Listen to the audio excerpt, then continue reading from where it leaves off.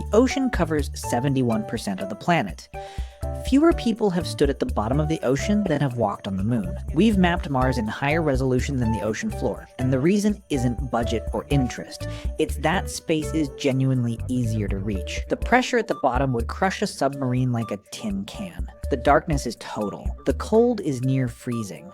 And the things living there look like nothing that should exist on Earth. The ocean has 5 layers. The deeper you go, the less it resembles a place life should survive. The top 200 meters is the sunlight zone. This is the ocean you know: coral reefs, dolphins, tuna, sea turtles. Phytoplankton here produce roughly half of all the oxygen on Earth.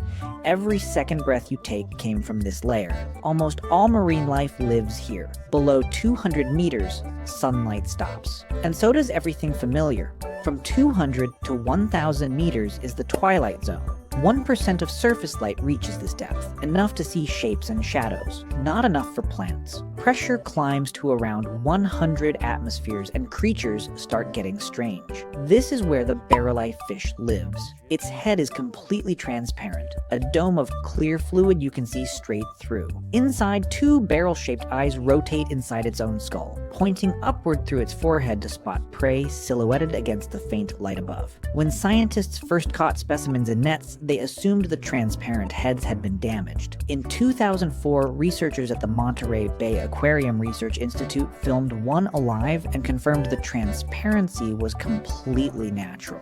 This zone also hosts the largest daily animal migration on Earth. Billions of creatures, fish, squid, jellyfish, rise toward the surface every night to feed, then descend at dawn. Every ocean, every night, simultaneously, invisible to almost everyone alive.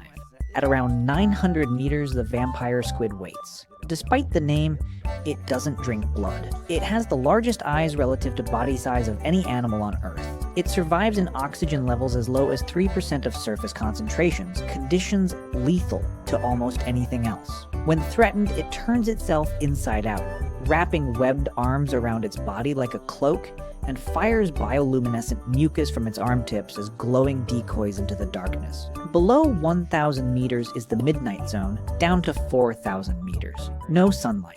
Complete darkness. Pressure between 100 and 400 atmospheres. Temperature near freezing. No plants. The only food is marine snow. Dead organisms drifting down from above. The only consistent food source for an enormous amount of life. Nearly 90% of creatures here produce their own light. The dragonfish has a jet black body making it invisible, but it produces and detects red light, a wavelength almost nothing at this depth can see.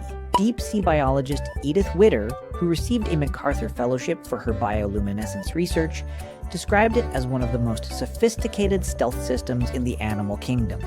It hunts using a beam its prey cannot perceive. The goblin shark has been here unchanged for 125 million years. It detects electrical fields from other animals through sensors covering its snout.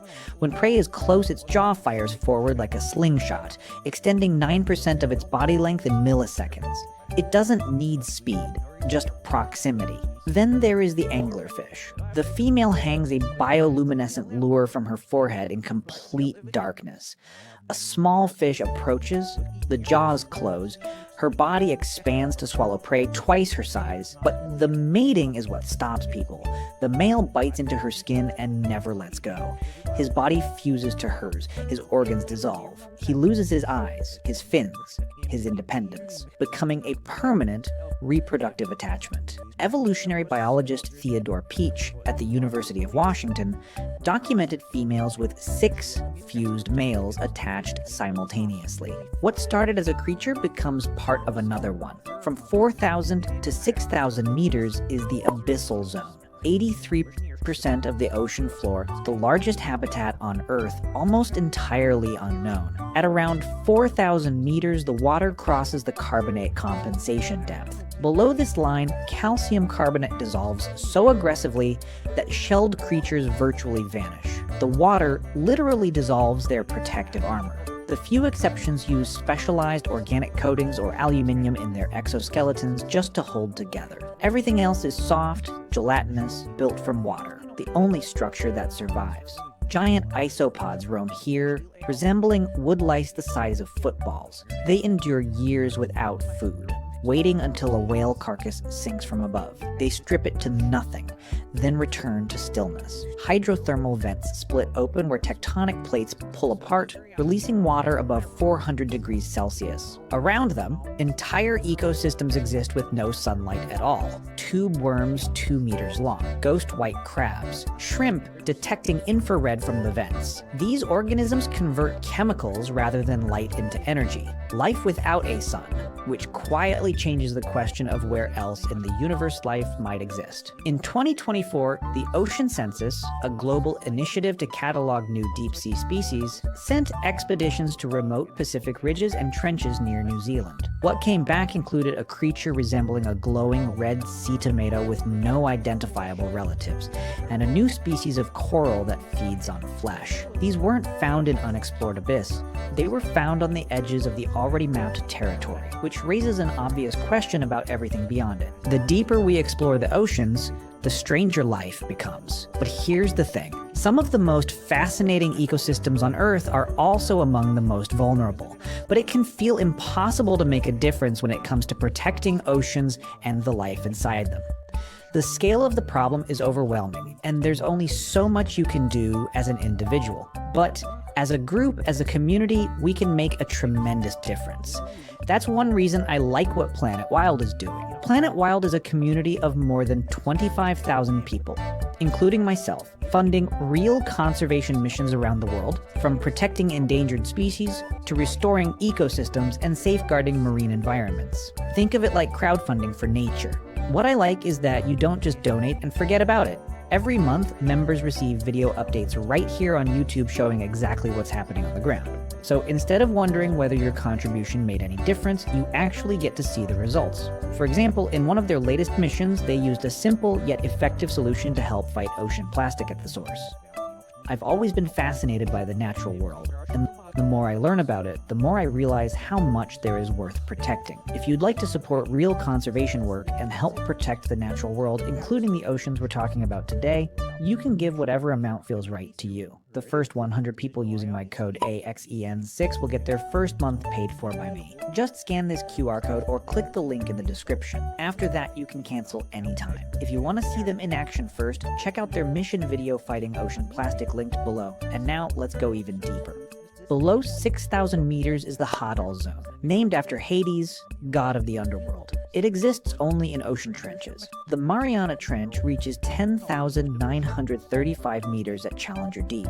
Pressure there is 1,086 bar, 8 tons per square inch. People assume the deep ocean is silent. It isn't.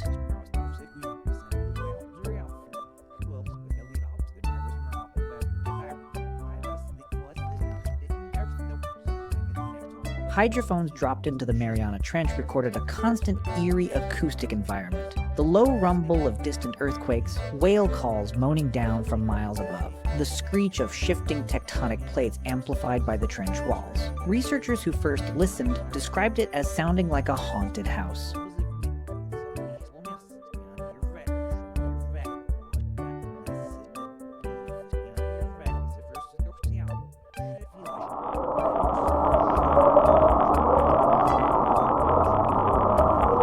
The deepest place on Earth is not quiet. The Hadal snailfish is the deepest fish ever filmed, captured at 8,336 meters in a 2023 expedition led by marine biologist Alan Jameson at the University of Western Australia. Translucent, organs visible through its skin, cartilage skeleton because bone becomes brittle under this pressure. The apex predator of the Hadal food web. It looks like something biology was not supposed to produce. Below where snailfish survive, amphipods swarm, tiny shrimp-like creatures consuming whatever falls from the world above.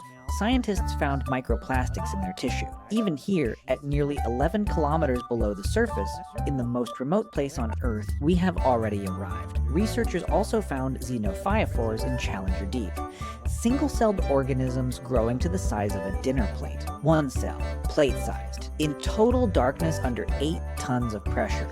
We have mapped roughly 25% of the ocean floor according to the Seabed 2030 initiative. The remaining 75% is completely unmapped dark territory. We know more about the surface of the moon. And based on what the explored 25% contains, glowing creatures with no known relatives, fish that fuse their bodies together, coral that eats flesh. The remaining 75% has no obligation to be less strange. Before you go, if you enjoyed learning about the hidden world beneath the ocean, consider checking out Planet Wild. See them in action with their mission fighting ocean plastic right here. Thanks for watching, and I'll see you in the next one.